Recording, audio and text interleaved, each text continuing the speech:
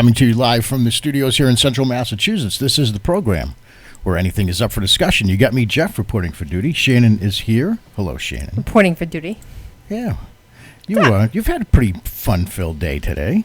Busy and running into some old friends, huh? Psst. What are you teaching me, Damana? Psst, psst, psst. Keep it moving. Keep it moving, right? I got to talk with her more about that. I got to get my technique down. Psh. There you go. It's been a busy day. Connecting with an old friend from like thousands of years ago. My old BFF from 7th, 8th, 9th, 10th plus grade. Amazing woman. Damana Shakespeare has showed up on my doorstep today. So she's here in the studio tonight. Very cool. And couldn't be happier. Just did dinner with her and you. Indeed. And drinks and... good to see her in town. I've always stayed in touch with her parents, and she's here from Queens tonight. So welcome, Damana Shakespeare. Woo-hoo! Well, she's married now. She's not Shakespeare. But and that's the studio dog. And, of course, sound yes, effects. We are coming to you live from the LATV Kennels here in Leominster, Massachusetts. This is how you know it's a live show, folks, because you never know what's going to happen. We want to thank everybody at LATV for their support right at the top. Carl and Tina. Robert, Jane, and Jack, and everybody there do a tremendous job. And now Bradley, who's back from school. He's on summer vacation helping us out, so we appreciate all that. And, it's great to have all of you here with us as we stream live on upfordiscussionlive.com around the world. And tonight, Shannon, I think we might give some stuff away.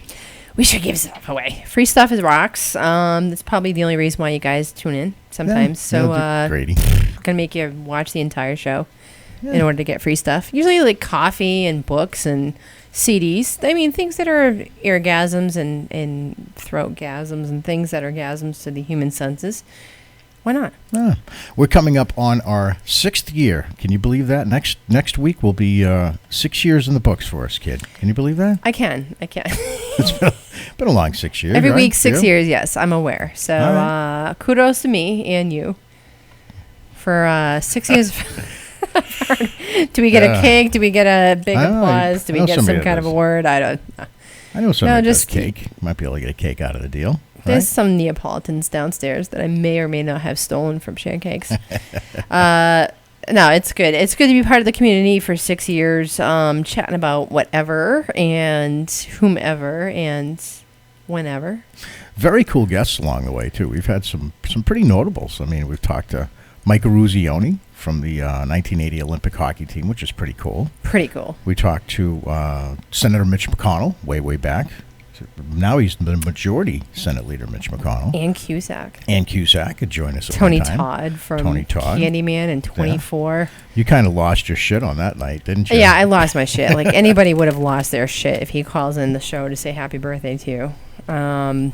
Tony Todd, I'm sorry, like he has a soft spot for me because as soon as I saw the Candyman movie a long time ago and he spoke with that deep, ridiculous voice that just seduced the lady, one of the Podcat ladies there that was in that movie. I think it was Podcat. Oh, yeah. I don't know, but I know it might not have been a Podcat lady, but I forget who had the role in the Candyman, but I don't know. Huge horror movie fan of his. I finally got to meet him backstage at a party somewhere, and he hugged me. And when he hugged me, he just encompassed me like I was nothing. I was a mosquito in his bite. He's such a big man with big hands. He's enormous. He's enormous. So when he wrapped his arms around me, I just disappeared. And I told him, I said, "My God, your voice is just hypnotic in that movie." And he went, "Who, me?"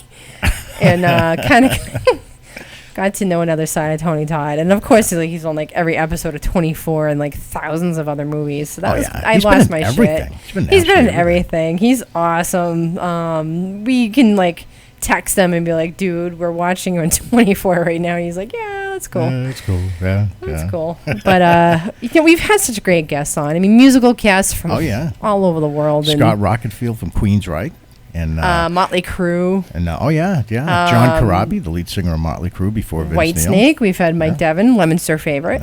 Yeah. Mike Devon from the class How of about the 1992. blueberry lady from Willy Wonka and the Denise Chocolate Nickerson Factory? Yeah, from buddy the of original yours? Willy Wonka and the Chocolate Factory. I friended her at a conference because she wanted me to have the table next to her. Yeah. So what did the lady do? She got up on the table next to her and laid on top of it until I put my stuff there. There you go. As a And who knew? as a hint to the show coordinators that she wanted me there. Became fast friends, and she's subtle hint. that's kind of really a huge part of history. That was so starstruck. Of course, your bud Gretchen Bonaducci. We've had her on Gretchen, before. she's just Gretchen's awesome. I love her, and Man, just so lots many of Howard more, so Stern more. show Oh yeah, people. We've had Jackie Martling and Stuttering John. and that's what's surreal to me because 6 years ago, as some of you may or may not know, I would do the show here just audio only, and Shannon would be downstairs, true to God, hand to God, downstairs. I would Skype her in because I did not want her up here with me. Getting in my grill, hanging out. So now we decided to go video, and now we're in this most elaborate and palatial studio here in Leominster. Yep. And it's Elaborate and an palatial. amazing ride. It's Yeah, ridiculous. that's a Mike Cooley. It's just ridiculous. adjective, It's, palatial. there's columns and women feeding me grapes behind the scenes. Yeah, I we're just getting go. our toes rubbed, and as we there's always grapes indicate, right there. this is definitely a waist up wardrobe program because we've been known to wear pajamas and sometimes nothing at all. I'm glad you alerted us to our studio audience tonight, Shannon. I am wearing clothes I tonight. had to put pants on. Out of courtesy for a studio audience. Yeah. Yep, we have a studio audience. Like, we really do. She's sitting over there. All right, we got a lot to get to tonight, guys, and some breaking news out of New York. 2 men broke away from a prison in upstate New York. Authorities scoured farms and fields around the upstate New York town today looking for a pair of convicted murderers who escaped from a nearby prison days earlier. Correctional officers, New York State police troopers, and Essex County Sheriff's Office deputies took part in the search in Willsboro, reporting 2 suspicious individuals, said Nancy Crowingsfield at the Sheriff's Office. The effort began on Tuesday following something that happened overnight, according to the Willsboro town supervisor, who asked, and it is simply unclear exactly what happened. Since then, there has been little indication where the men went. Police are questioning several individuals as the escapees, more likely than not, had help from the inside. And that's definitely the MO right now. They're working on the theory that they had some help from the inside. And Shannon, you and I were talking about this at dinner. It's pretty, they had the whole Shawshank Redemption and Escape from Alcatraz thing had nothing on these guys. I'll tell So ya. we're looking down on people who did the same exact thing that we would have done if we were in their shoes. You know what? They were smart enough to get out. And I take that back. The guy on the left does not look like Ed Norton at all. I mean, from a distance, I'm completely blind, so Right. I make that mistake. Yeah, but, no, it's not an Ed Norton. no, you're agreeing with me a few hours earlier. But Well, I have to agree with you. so they were just trying to get out. I mean, Well, Shannon, what they went through, they went through 2-foot concrete walls. They went through flooring. Yeah. They went through 24-inch, 3-inch thick pipe. yeah. They crossed over I don't know how many different rooms and layers to get out. It was pretty elaborate. And what the authorities are saying is that they had to use power tools, so they had to have had some help because last I checked, they're not issuing power tools, for your bed down at night in the local prison. Well, So do we really hate them? I mean, do we really hate them? They're in prison. They brilliantly got out temporarily. Shannon, we and- really hate them because the guy on the left killed a cop, All right. and the guy on the right, I think, murdered a child. So yeah, they're awful individuals. Yeah, okay. All right. Well, thank you for clarifying. There's nothing to be proud about or to be glorified about when it comes to these guys. They're very dangerous. Have we caught them? And no, they are still at we large. We will. They And, they can't be at large forever. Anybody that is in the upstate New York areas, we have friends all over here, and we would like to issue some caution. These guys are still out there. There'll be a movie about this, though. There will be. Like Oh, yeah. Escape from Alcatraz. I mean, come on. Those guys dug a hole and they went out in some supposed raft and they were never seen again. We're gonna get to the bottom as to how they did this. They masterminded it. The No, plan- they're not heroes. I take that back. No. The plan was very elaborate, for sure. But these guys are the worst of the worst. They are very dangerous individuals, and they're in there for a very good reason, both serving life sentences. Okay. And it was just amazing how they escaped, and had to have had some help. So that's what the authorities are looking into now. They're questioning other individuals around the prison, including prison guards and perhaps some contractors that were there working. So interesting thing. Jeff, you know what's funny? Is I'm looking at the feed, and you are wearing a T-shirt with a graphic of a woman on it. So when you're talking into the microphone, it looks like she's talking into the microphone. Yeah, she's helping me sing. Have you noticed that? Because I noticed that. Okay. That's All like right. she's right up against the microphone. Very sexy. All right. Glad you're liking that. I'm glad the wardrobe is Her hair is fitting blowing too. in the breeze, and her mouth is right up Yeah, against that sure. microphone. All right. That's great. All right. All right, big news here over the weekend. We have a Triple Crown winner, Shannon. American Pharaoh is your Triple Crown winner. And this one was over well before anyone watching, as anyone watching the race knew. Everyone, including trainer Bob Beffert and jockey Victor Espinoza, understood how good their horse was. And even before the Belmont was halfway done, they were pretty sure they were going to win this thing. The now Amazing. legendary horse won. He led wire to wire, defeating second place Frosted by 5.5 lengths, which is huge in that thing. Now, here's a little twist for you, Shannon. I know, we all talked about the horse thing, and it's cool, and it's the first time in 37, 38 years, whatever it was. But here's a little side twist to the story. After the monumental victory at the Belmont Stakes, the champion jockey Victor Espinoza is celebrating in a charitable way. He took his $80,000 earnings. $80,000. Yeah, that's all he gets. He paid off the trainer and paid off his equipment guy. That comes out of his winnings. And he donated the rest of the money to charity. Okay. He donated it to the City of Hope, a research and treatment center that aims to fight cancer and other life-threatening diseases. This is reported by ABC News. So kudos to Victor Espinoza. Why does he have to pay off the trainer of the horse when these people who own the horse are making millions? Well, it's his gig, This is, he pays his agent and his assistant, or whatever it is. That's what it was. His agent and his assistant. Oh, he has an assistant. So he has an assistant. A jockey needs an assistant. Of course he does. Of course he does. All right, I sit on a horse and make it go and hold on for dear life. I need an assistant. Oh, well, I can understand he needs to. All right, send hate mail to Shannon at upfordiscussionlive.com. I'm 5'2". I need to sit on a horse. You have no idea what it takes to be a jockey, do you? No, you have no I do not. I'm concept sorry. of the I can't training honestly say I do. Or the discipline, or do you have or any idea what it takes to be Shannon Sylvia? I need an assistant. I mean, I don't have an assistant. Why does a guy that sits on a horse have an assistant? Wow. Sorry. Well, basically because I've ridden horses before. I didn't need an assistant. All right. Well, have you ridden horses that potentially could win? I can't believe the guy only gazillions of gets dollars? $80,000 when they just won like $20 million, but that's just shitty. I want to say the horse is worth much more than $20 million now. That was a ridiculous amount of money that the horse just won. Big time. I'm pretty sure that the guy that owns the horse tipped the guy out pretty handsomely, though. But anyway, we just don't know these facts. We need the guy to call in. I would hope call in and defend yourself. Why do you need an assistant? Check your emails, fan mail, like from other horses. Want to hook up?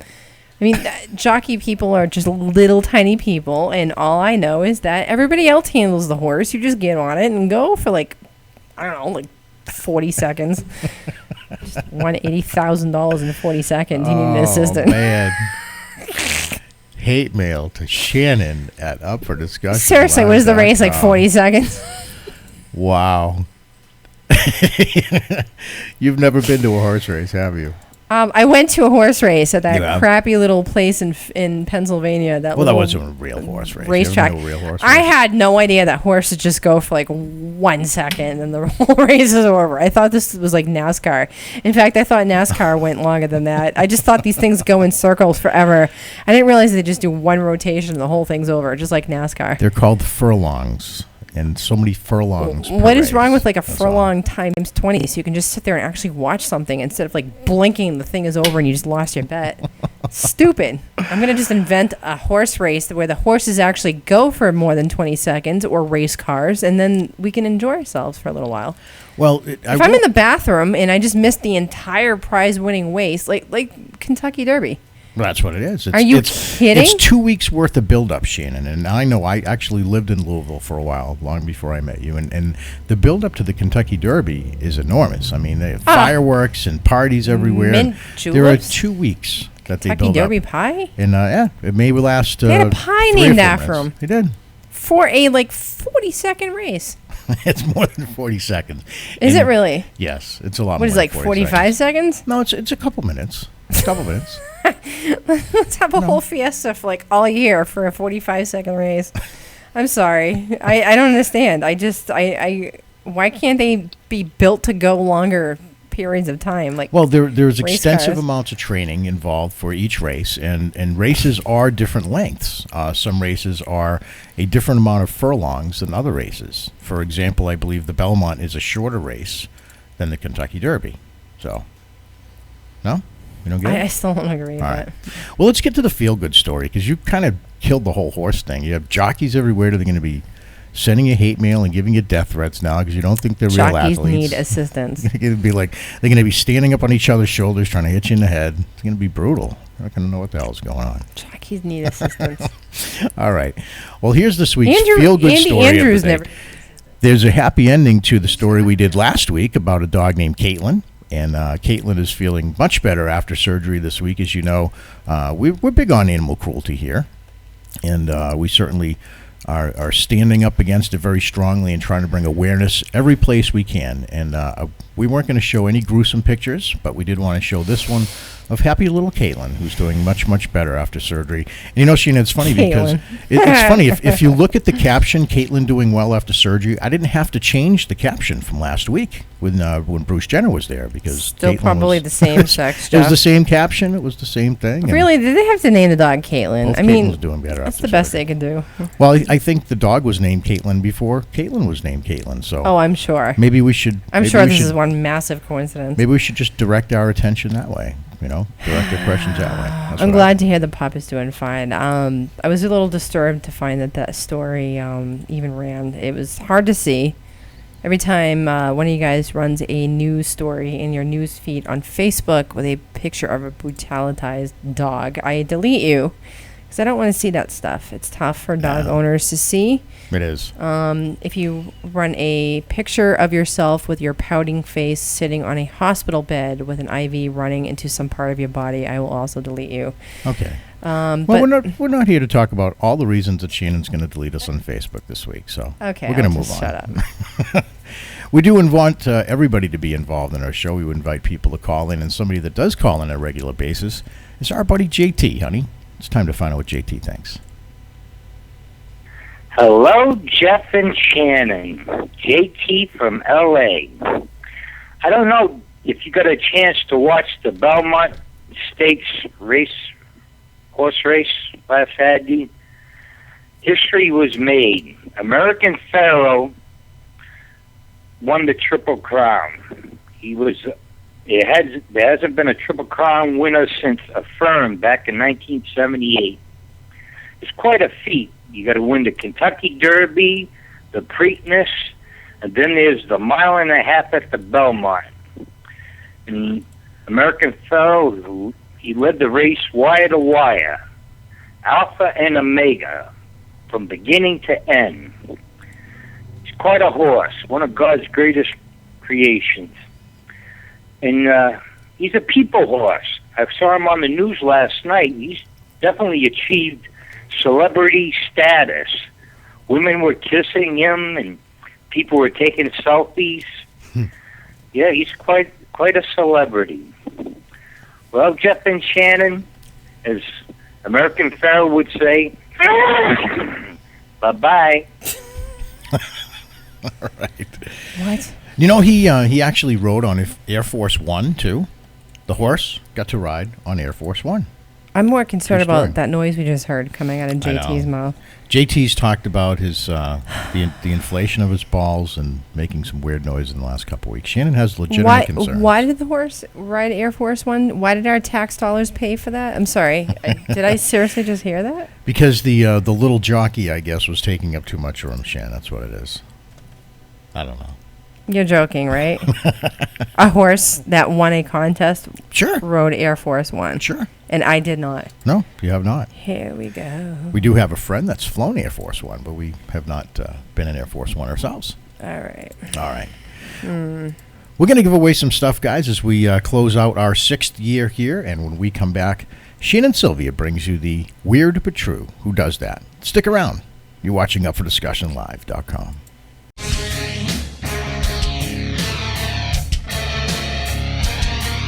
Up for Discussion with Jeff and Shannon Sylvia. We'll be right back. Stay tuned.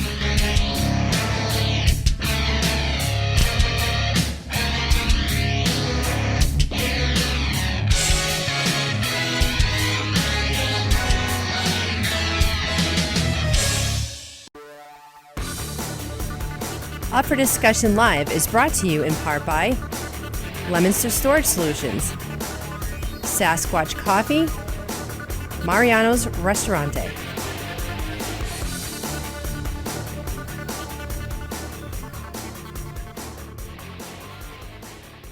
Ay, ay, ay, ay. I am the Frito Bandido. I like Fritos corn chips. I love them, I do. I want Fritos corn chips. I'll get them from you. Hey, how about a nice Hawaiian punch? Sure.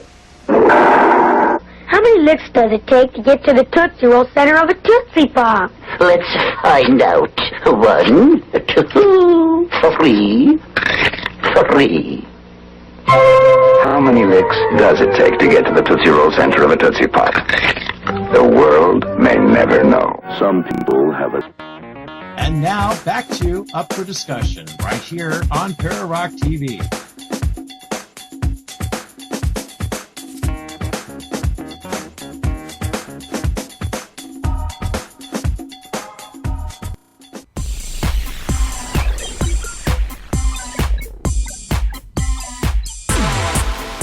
Oh, yeah, when you hear that music, it can only mean one thing.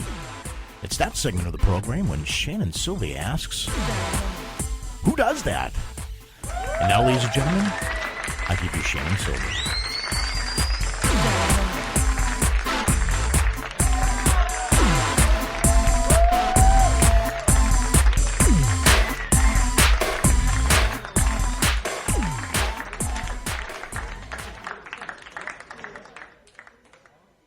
Guys, for watching the Who Does That segment of the show. 3 stories true. If you don't believe me, Google it, because it's true if it's on the internet. First story out of the entire evening that is here to entertain you comes out of New Mexico.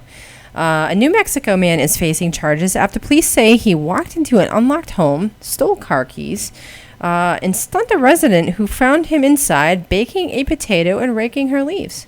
Jeff, we should all pray for burglars like this. I know, huh? Patrick Linwaits was arrested early Tuesday following a bizarre chain of events that confused residents of Hobbs Home.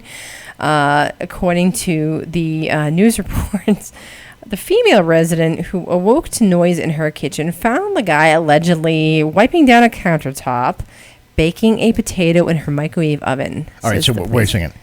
He not only bakes, but he cleans up after himself. I need a burglar like this. You could just employ him at Shane Cake. There should be a Craigslist ad for please break into my home and bake yourself a potato. Okay? Who does that? She asked him what he was doing there, and he told her he was making a potato. Oh, my God. Well, good for him. Most polite burglar ever. Let's please find him. Just take whatever you want. Just bake yourself a potato. Just clean my counters. I'm making a potato, please. Rake my lawn.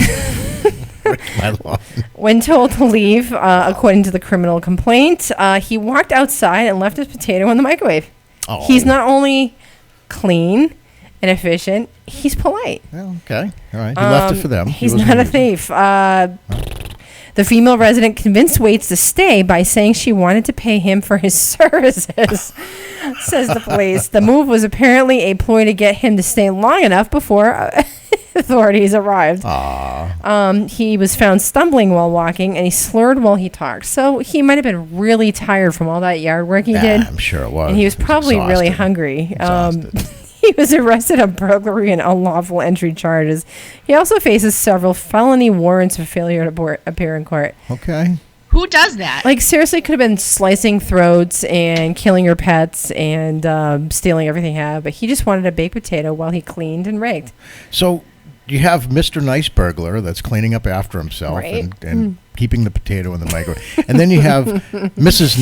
Nice Victim saying, "Oh, no, please stay, and I'll pay you for your services." Everybody's trying to out-nice each other in this whole situation while they screw each other Clearly over. not a feeling of panic while the police No, were I trying guess to not. arrive. Let's just get him to stay because he's kind of benign. All right. Second story of the evening comes from Woodstock, Illinois. Not Canadian. No, not Canadian. Suburban Where is it? Chicago man. He says he always wanted to know what it's like to smash through a garage door. Okay. Like in movies, Jeff, when people are really pissed or, I don't know, you're trying to get out of the garage because there's a ghost or a demon or a guy wielding chainsaws trying to get you. Like, we've all been there, right? In scary movies. Or you watch the insurance company commercials with the guys. Jake from State Farm. Yeah. What are you wearing, Jake from State Farm? State Farm is there. This guy just simply wanted to know what it was like to smash through a garage door. 91-year-old Walter Thomas out of Woodstock was able to slam an SUV through a garage door with his family's help. That's beautiful. Can't wait to get this old and hope somebody's around to help me with this. The garage was slated to be torn down, so his action was of no consequence. Okay. The SUV was donated. It was then up to Thomas to back it through the garage door and then check that activity off his bucket list. There you go. He described what he did this way by saying, "I hit the gas, squealed the tires, and bang, we went through the door." He says he doesn't know what he could do to top that. Who does that? I don't know how to feel about this story. How do you feel about this story? Is that sad? Oh, or hell yeah. Hell yeah. Give the guy a thumbs up. I mean. Well, I said, is that sad? And you said, hell yeah. Oh, it's not sad. It's not sad at all. All right. Well, guy wants to take his aggressions out and drive a car, and he's had his helmet on. Do you think this is a product of media exposure and brainwashing over the I mean, no. Who does that? At 92, the guy can pretty much do whatever the hell he wants to do. All right, well, that was his bucket list. That was he just wanted to back up through a garage door. All right, an obscure reference: President Bush skydiving in his 90s. But he did that repeatedly, so it's like he checked it off and then he just keeps checking it off. Something crazy he wanted to do. All right. All right. So the guy backed through a garage door. Sure. Why not? What's your bucket list at 90-something years old? Hence, you live that long. No, really, I'm serious because I need to know this stuff. I'll come up with something. I don't know. I haven't thought about it really. Excellent, creative. I'll have to think All right, third story comes out of Rochester, New York. That's not Queens. It's Rochester. There's a new Chinese restaurant in Rochester. The name is called I Don't Know. Okay. Now, we hear about Chinese food restaurants all the time, about really obscene names, like FU or Jeff, like one thong chai. Yeah, one thong chai. That's actually in Fitchburg, one thong chai, not two thong, one thong. Yeah, I mean, there's restaurants all over the country. This one's called I Don't Know. Okay. In Rochester, New York. So what do you want? What do you want to go for dinner, honey? I don't know. Seriously, we can do that now. That you kind of get that for me every day. So is this new? Yeah. Seriously, the I Don't Know Chinese restaurant recently opened up in western New York City. The owner, Jessie Dong, tells the Democrat and Chronicle of Rochester newspaper that she came up with the unusual name because whenever she would ask her 3 children what they felt like eating, their response would be, I don't know. So when it came time to name the new restaurant, her family didn't know that either, hence the name I Don't Know. Oh, okay. Dong is a native of Guangdong province in China. Okay. Now lives with her family in the town of Greece, a Rochester suburb. Okay. I think the Chinese, as much as I love them and I love importing your goods and eating your food and everything about you guys, you need to come up with better names. You got to just put a little effort into it because we have seen so many lacks of effort. This is probably the worst lack of effort I've ever seen in my entire life. So if you're going to open a Chinese food restaurant and leave your brochures and pamphlets in my lobby downstairs, please just put a little effort into naming your restaurant. Thank you. All right, cool. All right, kid, we're going to step out one more time. When we come back, we're going to talk about what everybody's talking about, but we're going to figure out why we're losing friends as fast as we're getting them with people and their crazy ass opinions, okay? All right. Stick around, guys. You're watching Up for Discussion Live. Ay, ay, ay, ay. I am the Frito Bandido. I like Fritos corn chips. I love them, I do. I want Fritos corn chips. I'll get them from you. Hey, how about a nice Hawaiian punch? Sure. How many licks does it take to get to the Tootsie Roll center of a Tootsie Pop? Let's find out. 1, 2, 3. 3. How many licks does it take to get to the Tootsie Roll center of a Tootsie Pop? The world may never know. Some people... It's okay to cheat on your same old network with us. We won't tell.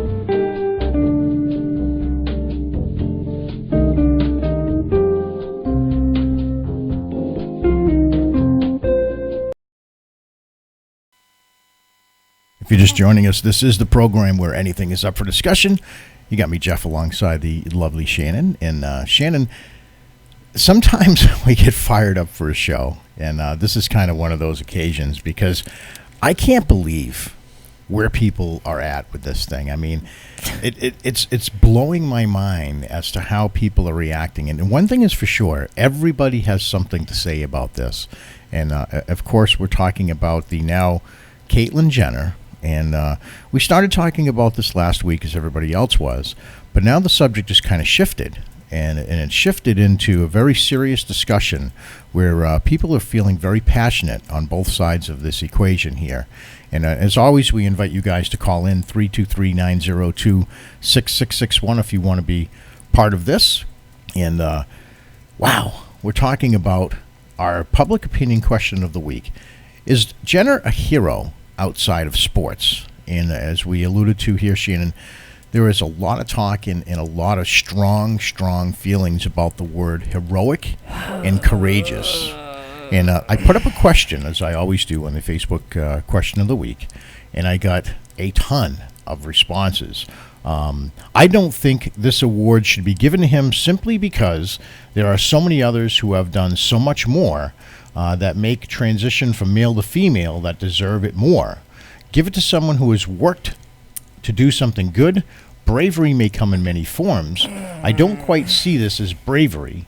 It's just someone who wants to be and wants to feel they are who they want to be. Okay? Okay.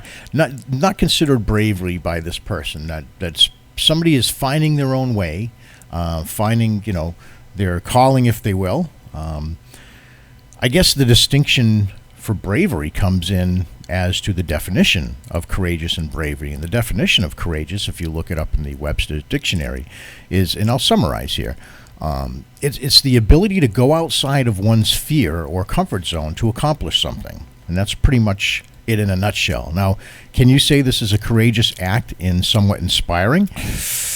I don't know. I mean, maybe to some it is. Maybe to the community it is. And I know we've had a lot of opinions on that support that. However, we've discussed a little wrinkle in that as well, because not everybody has the means that Caitlyn Jenner has to have these wonderful plastic surgeons and all this counseling and therapy and never mind the television program that's now spawned from this. Surprise, surprise. Shocker. Yeah. I mean, not everybody has these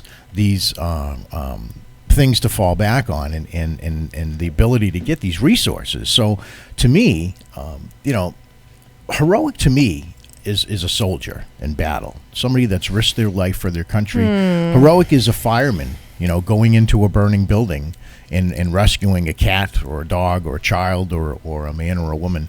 Heroic to me is the police officer that puts his life on the line every single day, and puts himself in harm's way to protect others.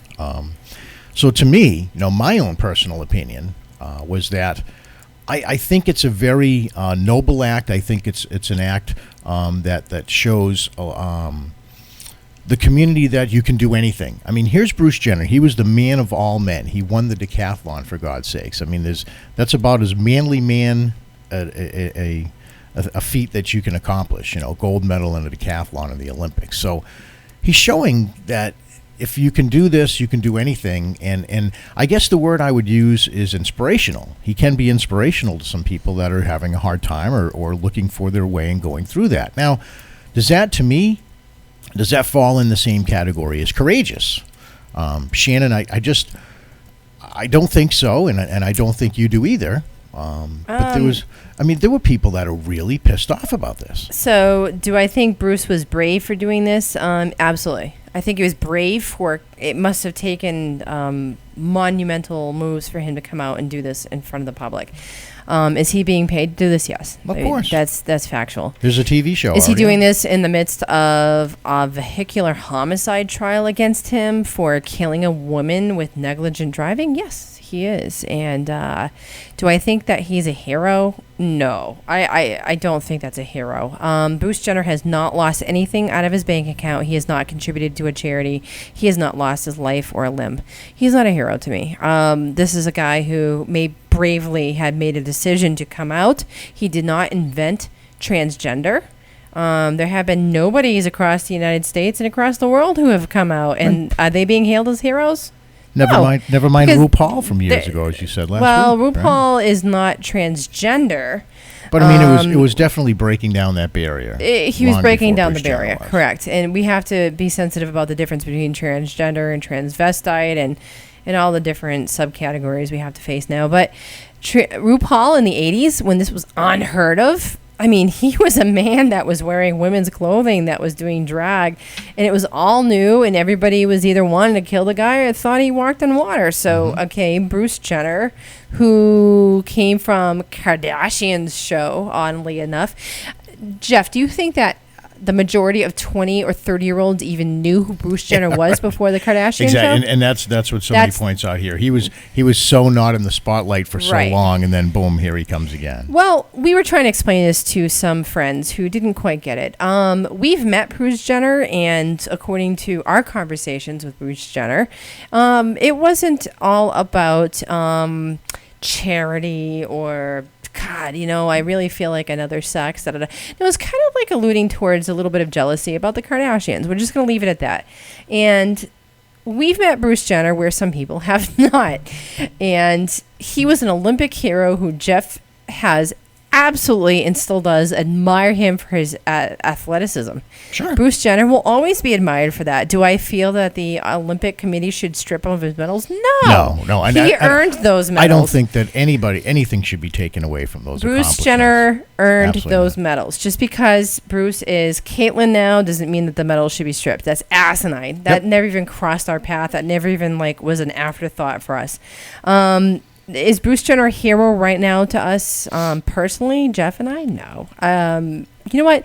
If you lost your mom in a car accident to some guy that could have potentially been texting or not paying attention, is he a hero just because, I don't know, all of a sudden he's in the papers for cross-dressing? Well, that's the thing. The media slams down our throat, what they want us to see. And if this was anybody else, things would be much different. But, the problem that I have is that they're glorifying somebody here that is facing some pretty serious issues. And a good example of that, is the New England Patriots this past week. We got back a guy named Brandon Spike, so I know you don't know from Adam Shannon. Yep. But I do not. he was a guy that was a good player, played for us for quite a while, but kind of a problem child. Got himself in some trouble with the police, and we, as a result, cut him loose to Buffalo on his contract year. We didn't want to pick up his option. We just had him back here. We got him back for a 1-year deal. But it was very, very clear that he was on a short leash. Any sign of anything, and he was gone. And and just this past week, his car was found on 495, damaged in the front. Yep. And hit and run on somebody. And before any of the police reports came out, before anything happened, Kraft and Belichick cut him loose. So, to me, there should be a disassociation between, athletes have enough problems as it is in the media between, the Aaron Hernandezes of the world and the things that are going on with the Ray Rices of the world and the Michael Vicks of the world. Right. They have a bad enough rap as it is. To be glorifying an athlete who's in the midst of a vehicular homicide trial or case, to me, it kind of shows the media twisting things a little bit. And to me, it's all about the money, Shannon. That's what a lot of people seem to think here. It's all about the money. Of course it is. And it's not a coincidence that next month, Call Me Kate airs live on television. It's all about Bruce's transition to Caitlyn and all about Bruce, which is exactly what he's wanted throughout the years. And so we kind of maybe be voicing our opinions about that whole thing. The whole thing that bothers me about the ESPN awards is that they just chose Bruce Jenner for the Courage Award of the Year. Right. Over Lauryn Hill, who is a 19-year-old basketball athlete who died of a brain cancer, and she raised over $1 million on her deathbed for brain cancer research at 19 years old. I would like to challenge any one of you to say how much money you've ever raised at a fundraiser. With your normal, healthy lives, raising your children and your family, just going to work back and forth every day. Yep. This is a girl who was dying and knew she was going to die. Who loved basketball and played a sport, that ESPN chose not to give her an award as she is dead, and her legacy will continue. Bruce Jenner is not dead. Bruce Jenner is not poor. Bruce Jenner's still a man, by the way, and he's giving an award for courage. I don't think that was warranted. That's just my opinion. All right. I will tell you that the award is based on, something done outside of sports, a courageous award outside of sports. I think therein lies the difference between inspirational and courageous. I don't think anybody can argue that Jenner is inspirational to many out there, not only for his feats in the Olympics as an athlete, but now coming out and going through his transition and all that stuff. He's very inspirational. There's no doubt about that.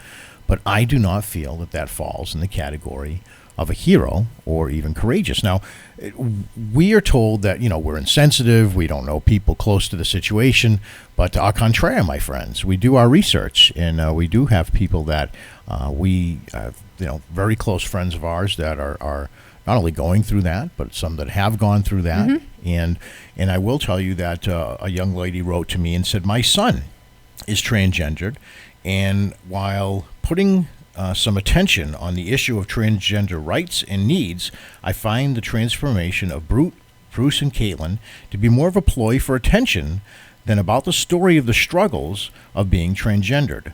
Unfortunately, it will likely shed an even more negative light on the situation. It is not a joke, and the transformation Bruce and Caitlyn has made is not much like the reality of transgendered people that transgendered people face. Reality shows are generally so far apart that it's laughable. And while I applaud the guts it takes to make the transition, I cannot see this as a positive for those struggling with gender identity. So that's right from somebody whose own child is going through that. Doesn't see it as a positive thing at all. And Shannon, those are the people that I would expect to say, oh, very positive for our community, very positive to have a notable person as our, kind of put the face on the thing, so to speak. But to me, it's very surprising to see these kind of comments. Yeah. Been reading all the responses, and there's so many good points. I think the good point is Jenner is doing what makes her happy at age 65, and why not? Good for her. I believe it helps people understand the transgender issue better. I see what people are saying and make it into a circus. But let's face it, everyone sees things differently. I was watching Dancing with the Stars a few weeks back and happened to be a Vietnam vet. He was disguised.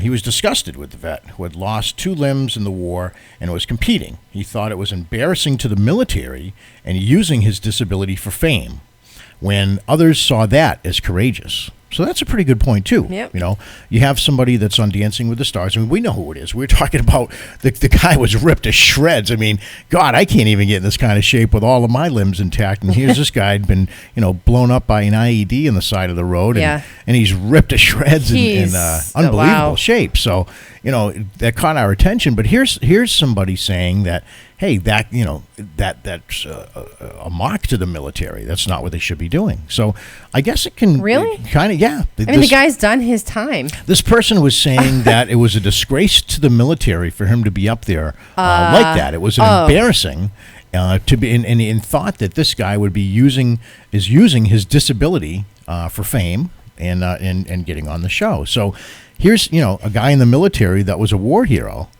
He's getting accused now of, using his disability for fame and kind of working the system with it, which it's teetering a thin line, though. I have to admit, like Dancing with the Stars. He's a star because what sets him apart from any other guy that's lost an arm and a leg? Well, that's what I mean. Is it because he's buff and has muscles and can maybe dance and he might be good looking compared to another vet? I mean, there might be people that are offended to that. I can see that happening. I'm sorry.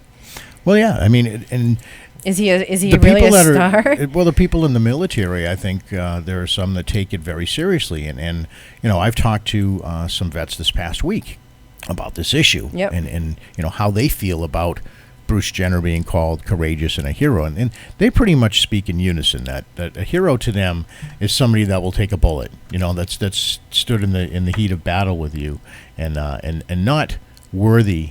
This isn't worthy of being called courageous. Mm-hmm. So. That's what they're saying. That's what most I people absolutely are saying. agree. I absolutely agree. So, I mean, there's different, like you're saying, there's different explanations that everybody's entitled to opinion, but we have to make sure that we define what's a star, what is a celebrity, what is a hero. Maybe we should just read off descriptions to what actual dictionary definitions are to each of these things.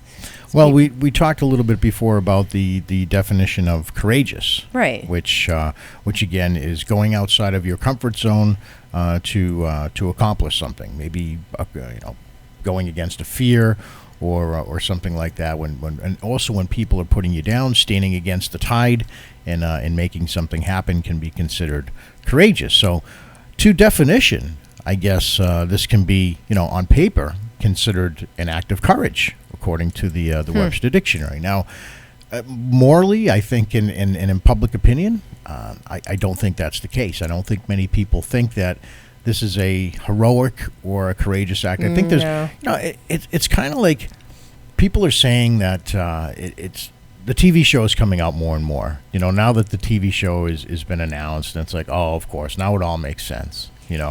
It's just a shame. What kills me is that we've been told throughout years, don't listen to celebrities. Celebrity endorsements are garbage.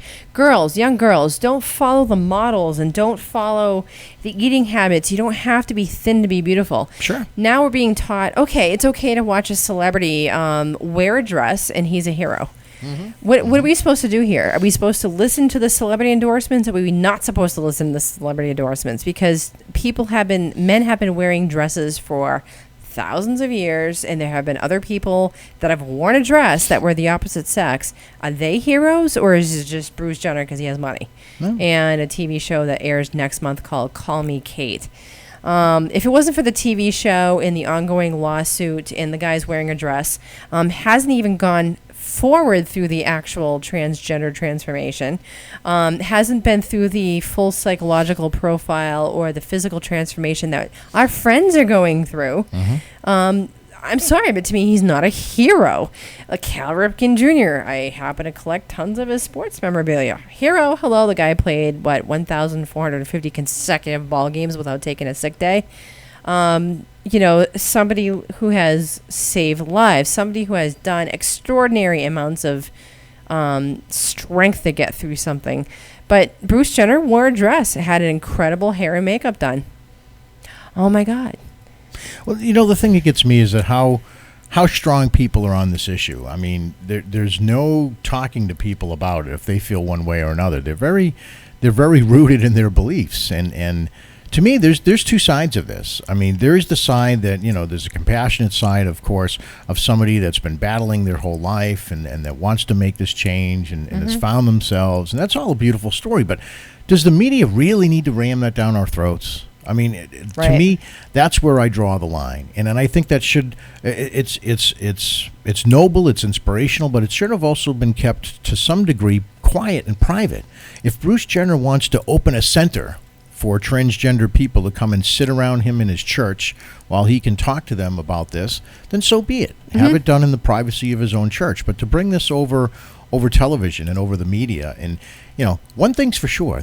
He has everybody talking about him. Whoever his publicist is. Any publicity is good. Kudos. Because everybody in the world right now is talking about this. And it's getting heated. Yep. We've actually lost Facebook friends this week because they were so opinionated on one side or the other that people were getting into it with each other and deleting each other and getting nasty with each other.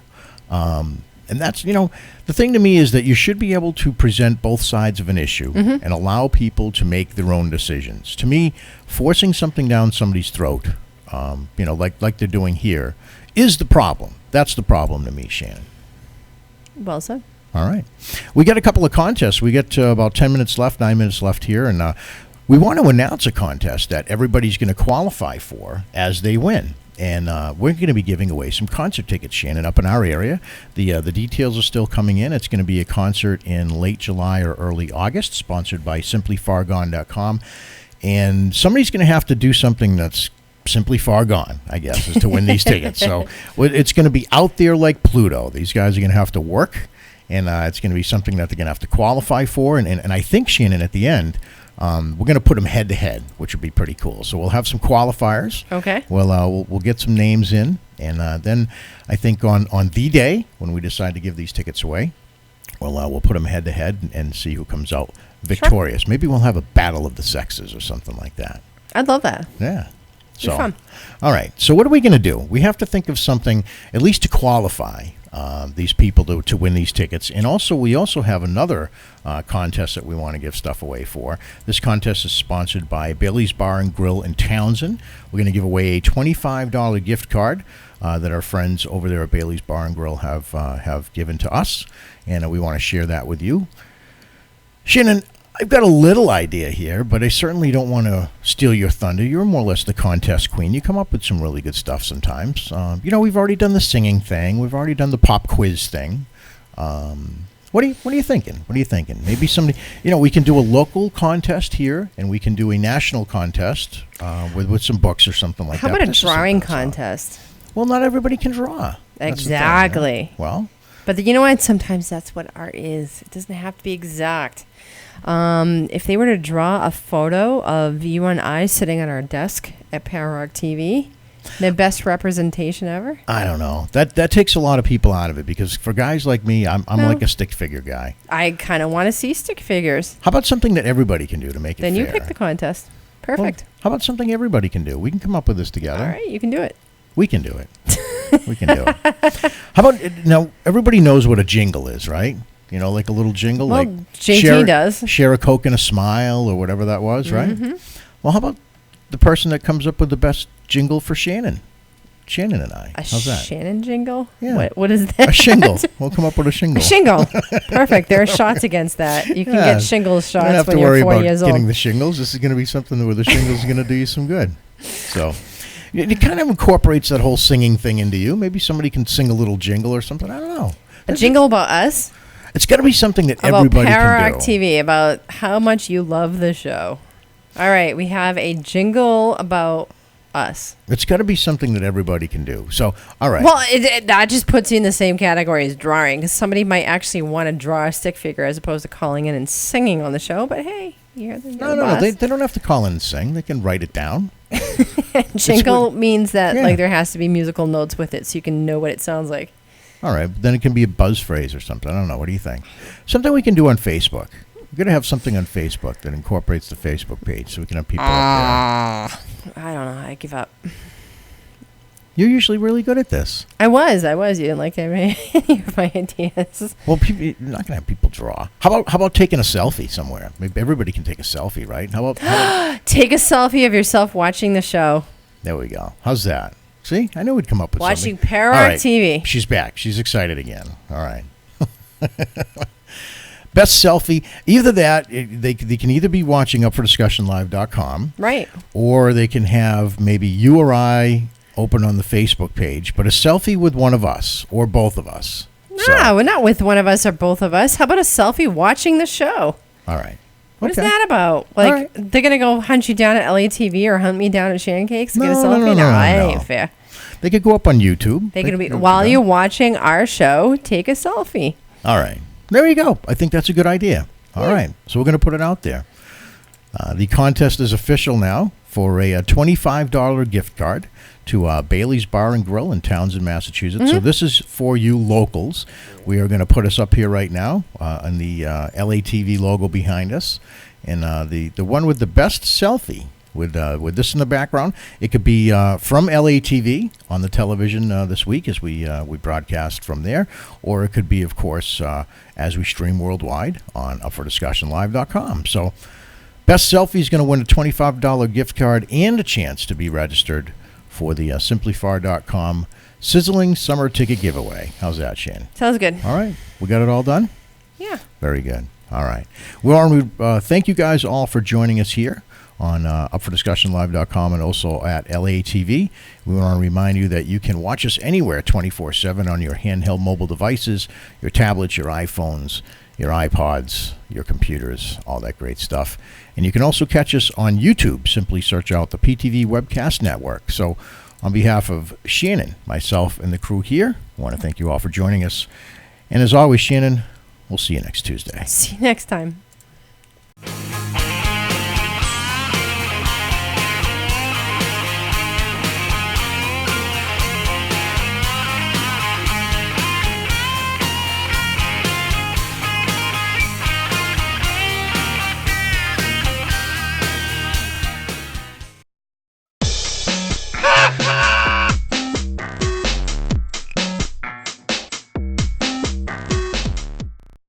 Let's make a soul connection. Soul to soul connection. Heart to heart. Make us start with the soul.